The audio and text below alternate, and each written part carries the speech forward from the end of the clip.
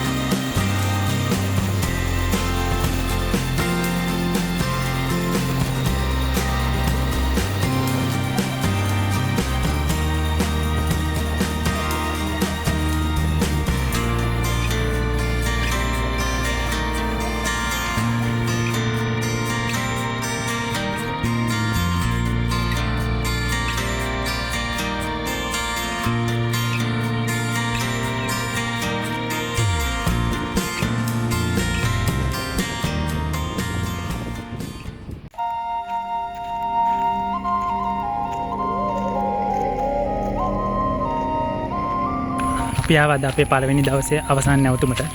ඉතින් මෙතන තමයි රන්මසු වෙන. ඉතින් රාජාංගනේ ජලාශය ගාවෙන් පස්සේ අපි ගැලින්ම වන්දාතපුරේ දැන් ඉන්නේ රන්මසු වෙන ඇතුලේ. අපි බලන්න යන්නේ විශේෂ දෙයක්. සමහරට වාරටත් මේතන මිස් වෙලා ඇති. ඉතින් හැමෝම ඉසුරුමුණියට එනවා. ඒත් අපි ආවේ අද ඉසුරුමුණියට යන්න නෙමෙයි. වෙන ගොඩක් අයට මිස් වෙන තැනක් පෙන්වන්න. මේක ටිකක් විශේෂ තැනක්. ලෝකෙටම මේ වගේ තැන් දෙකයි තියෙන්නේ. ඉතින් එකක් තියෙන්නේ UK වල. ඒ කියන්නේ එකක් එංගලන්තේ. සමහරට ඔයාලා ෆිල්ම් වල ටෙලි සීරීස් වල දැකලා ඇති. අර වටේටම ගල් කණු දාපු තැනක්.